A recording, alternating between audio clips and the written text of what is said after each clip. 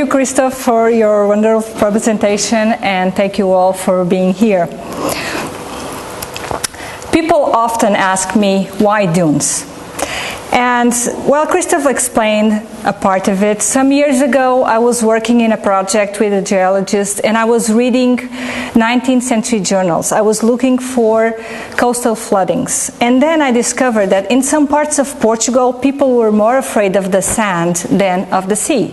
And I was so intrigued. Why are people afraid of the sand? And it was in that moment that my interest about the dunes started. But what's the issue about the dunes? Well, most of you here must have seen dunes before. You know that I'm talking about those huge masses of sand near the beaches.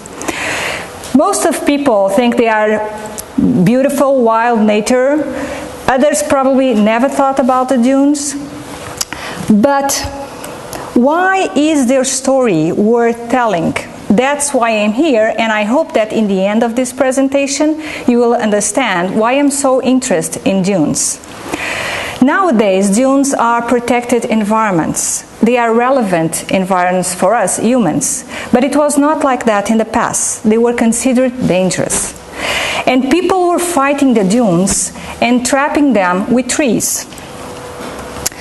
So my purpose, Sarah Preach's book about the Rhone River gave me the idea that I could talk about the dunes as envirotechnical landscapes. And this is an interesting idea for me because most people think of dunes as natural environments.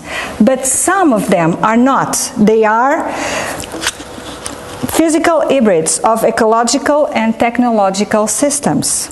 So my purpose is to study the dunes as built environments, focusing on the reasons and means of their afforestation in the past, the impacts of the creation of these new landscapes, and their present situation as coastal defenses and protected environments. In my analysis, I looked into the actors and their perceptions, the ones that are doing dune afforestation. I looked into the technologies, how the knowledge was transferred, and what were the environmental adaptations of taking one technique to different countries. I wanted to know why states supported dune afforestation and also why they are supporting dune management nowadays. And I wanted to understand a little bit about the impacts in a long perspective. My sources are mainly technical reports of foresters, government regulations, laws, official correspondence, newspapers, and monographs from the end of the 18th century until the 20th century. When we talk about the dunes, there is two important things that we have to know. The first one is to have dunes, we need two things, wind and sand. And the second one is the dunes are always moving. They make part of a sand sharing system. And that sharing system means that the sand comes from the sea to the beach and then to the dunes. And from the dunes to the beach and then returns to the sea. This is a cycle that is always repeating along the year. But they are also moving inland. Blown by the winds, the dunes move inland. This is their strategy to keep their sand, because they work as warehouses of sand. They keep their reservoirs far away from the sea, so they move inland. And this idea of the dunes are moving is very important, and we'll talk about this in other places of this work.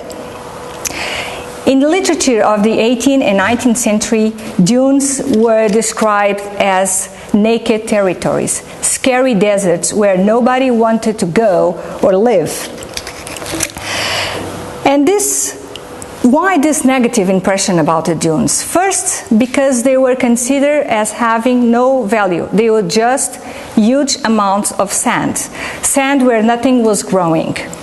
And the second reason is because the dunes were moving, and they were moving inland. They were burying houses, villages, and agricultural fields. And we have here a scheme of an example of how a dune can bury a house in just some years.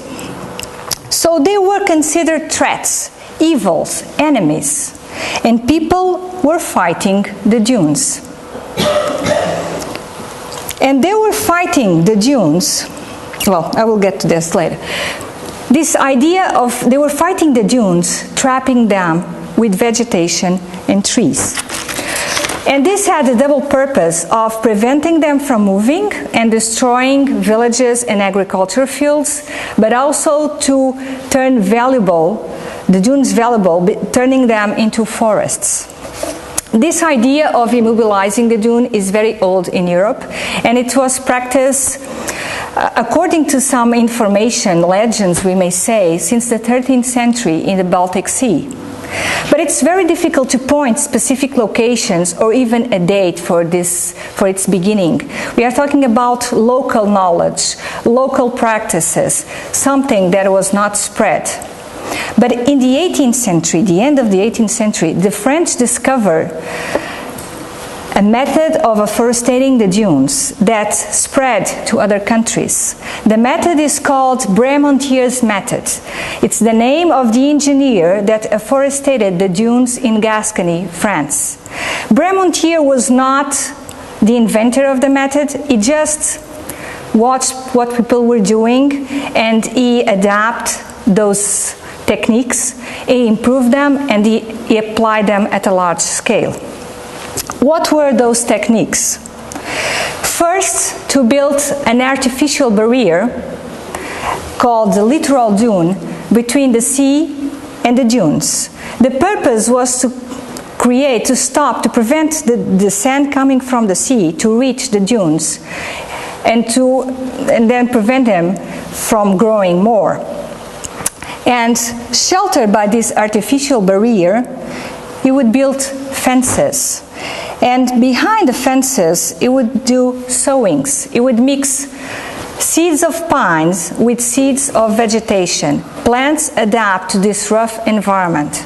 Those plants would grow first, then the pines, and would help the pines to grow also. And then he would cover everything with branches to protect the sowings from the sun and the wind. This technique proved to be efficient. And this is the most important because, like I said, other countries are also doing this. But the French proved they could do it in a large scale. And in just some years, they afforested all this big area called the lands of Gascony.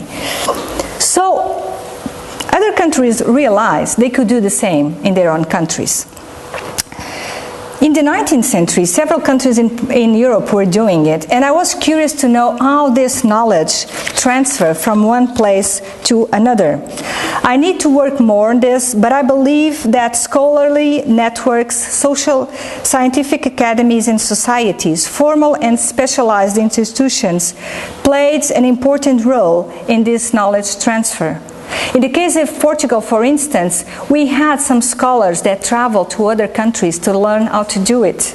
And some institutions, for instance, in the UK, were asking for information to other countries how they were doing in managing the dunes. So this is an issue that interests people in the 19th century. In Portugal, Andrade Silva was the first one to apply the method. He had been to France and Germany, he had learned the method there, and then he brought it and he applied it in Portugal in a place called Lavos. The experience only lasted for 1 year, but it was enough for him to realize that it worked. And then he wrote a book explaining the method and how it should be adapted to Portugal. Because of serious political, economic, and social problems, we only could start fixing the dunes in the second half of the 19th century.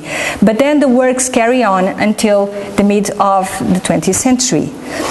And it's very interesting because the foresters working in this fixing of dunes, they let us a lot of reports about their works, about, like this scheme over here, the kind of fences they were using, the orientation of the fences. And these reports show that they were working on their plans failed and succeed, but they were validating their knowledge based on experience. And it took many years for these plans fighting against the sea, the sun, and the sand to turn into forests. Portuguese also took this method to Angola and Mozambique.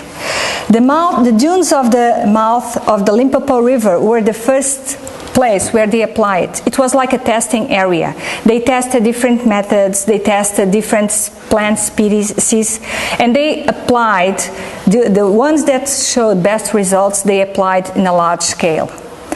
It's interesting because the techniques like the fences and the covers are almost the same as in Europe, but they were not using pines, they were using casuarinas. And casuarinas have a different way of being planted, and fortunately I don't have enough time to explain that.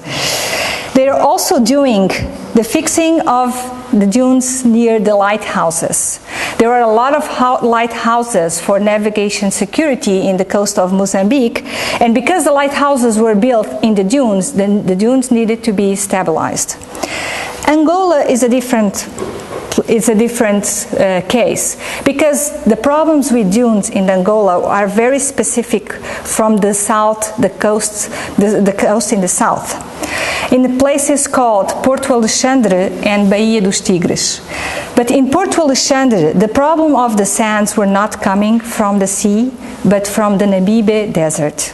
So they built a green belt around the village, but inland to protect the village from the desert. The techniques were the same as that were being used in Mozambique. All these works of fixing the dunes and keep it because they had to be maintained. It took a lot of years for a forest to grow, of course, needed a big investment from states in time, labor, and money. So why did the states do it? We have to understand the fixing of dunes in a bigger context. In the end of the 18th century, beginning of the 19th, this is when the modern bureaucratic states developed, and they needed systematization and order. That's why they invested in the census. That's why they invested in geological surveys, in exploration of forests and rational agriculture. They need to know their land to control its resources, and they were interested in turning more valuable wastelands. That's why they invested in the dunes. It was also a way of showing their power. And in Portugal, we see that monarchy, republic, and dictatorship supported dune fixing. And in the case of the dictatorship, Estado Novo propaganda used public works to promote their own power and legitimacy. They were improving nature. They were building landscapes for the future, giving value, economical value, to wastelands. But what was the impact of these forests for local people? This is still an area that I have to develop more.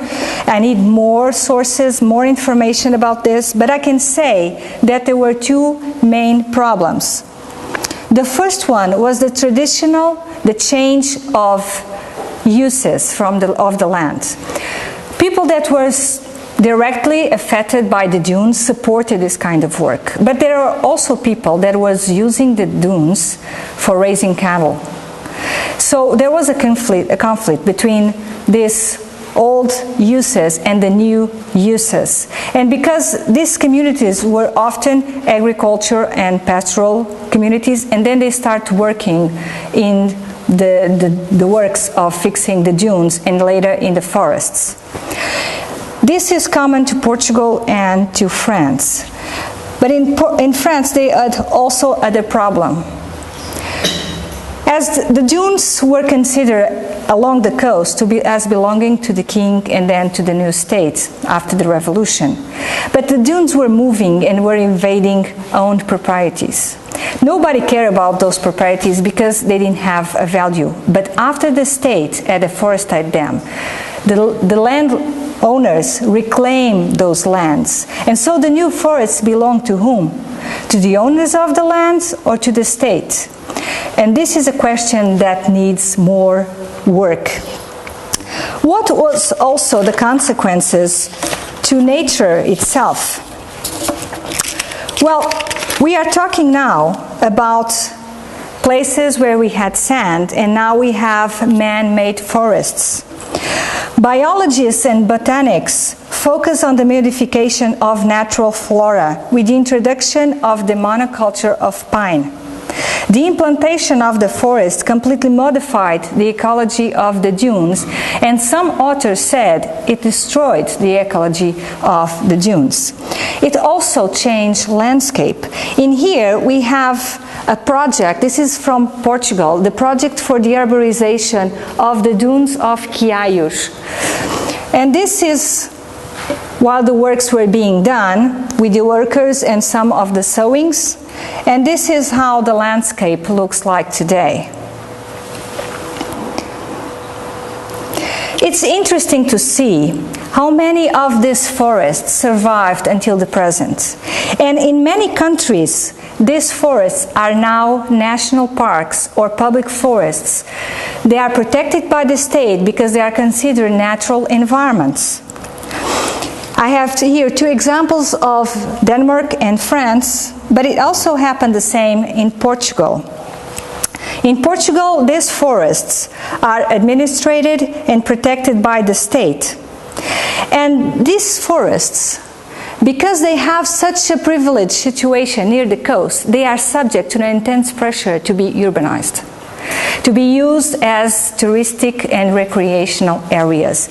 And so far, different Portuguese governments have kept these forests. And this is important because this coast has serious problems of coastal erosion. And if those forests were not there, this would be urbanized and coastal erosion problems would be even worse that we already have them. So now, the way we think about dunes change.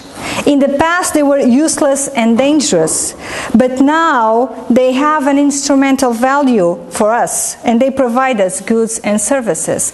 I've listed some of that goods and services, but I would ask you to focus on the last one.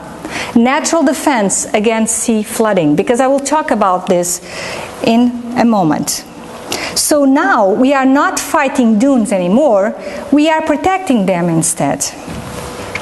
And how do you protect these dunes? We are not doing afforestation anymore. Forests are considered to have big impacts on the ecology of dunes. We are doing dune stabilization. And how do you do that? Well, basically using the same methods as in the past. Fencing, planting, plants adapt to this environment, and patching. Because these methods prove to be efficient. But we have other methods. We are also doing beach nourishment to bring sand to the beach to feed the dunes. In some cases, normally in the United States, they are bulldozing the dunes, building dunes with bulldozers. And also we are limiting the access to these areas with boardwalks and fences to prevent people from walking on the dunes. I know it's nice, but it's not good for them because it destroys the dunes and the vegetation. So why are we protecting, rehabilitating, and building dunes? We are protecting them from whom or what? And we are protecting the dunes from us. Because in the last century, we built cities on the dunes. We destroyed them to build roads, parking lots, and a lot of other stuff. Also, we built dams and flood controlling systems and big harbor jetties that trap the sand. Our sand comes from the mountains and the rivers. So a lot of sand is now being trapped in our engineer works in rivers and in the coast. And this is one example. All the sand is being trapped in these harbor jetties, and the coasts, in this case to the south, are starving. Also, because sand became a commodity, we allowed sand mining. And so now we have a serious problem of lack of sand. And like I said in the beginning, we need wind and sand to have dunes, and now we don't have sand. So why are we protecting the dunes? We are protecting the dunes for them to protect us, and they are protecting us from the sea. Dunes' importance lies primarily in their function as barriers to coastal flooding. Dune systems are especially important when they are protecting high-density residential and industrial developments. So are dunes the panacea for rising sea levels? No. Dunes help, but they don't do miracles. And to a dune to protect a building or some other stuff, you need a lot of sand. And in that case, you can see that there is not enough space between the ocean and the buildings to have big sand dunes. So in case of a big storm, those buildings would not be protected by the dunes. And then we have another problem. Because of all we have done in the rivers and in the coasts, now we don't have enough sand to feed these dunes, so they are being reduced. And even our forests in the dunes are now at risk because of coastal erosion. So most of the coasts of the world are now converted into human-made landscapes. We have cities, infrastructures, roads, groins, and even artificial beaches. But all of this is at risk because of sea level rise and coastal erosion. And scientists working on dune and coastal management think that it's possible to restore lost beaches and dunes by promoting a new nature, trying nature to keep as dynamic, as natural as possible in appearance and function. Mainly, we are now trying to restore what we have destroyed in the last decades. These scientists working on coastal management believe that it's possible to reverse these man-made coasts. If management actions are taken to restore the natural functions of these beaches and dunes. And I don't want to discuss this because I don't know if it will work, but what I want to stress, some pictures, is in the beginning I was trying to realize if we can label dunes as envirotechnical landscapes, and if we can talk about a rupture or a continuity between our perception and uses of the dunes between the past and the present. And I think that the answer is very similar in these two cases, because when we are building dunes with bulldozers, fences or vegetation, they are still human, even if they look like natural. So there was a paradigm shift. Our perception about the coast changed, but we are still trying to reshape them according to our own ideas, values, and ambitions. And if we were thinking just about nature, the best solution would be retreat, because nature would find another equilibrium. But we cannot retreat. Why? Because of the great value of the land and of the real estate on it. That's the driving force that makes us now invest in dune management. That's why people do not want to retreat. So humans, even if in a different way, are still trying to fix the sand. We still want that the sand stays where we put it or where she is. And like I said, the dunes need to move.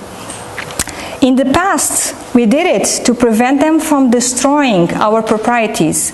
Now we do it for them to protect our proprieties. But in a way, nothing has changed. We keep working and thinking about the dunes because of their value for us. Thank you very much.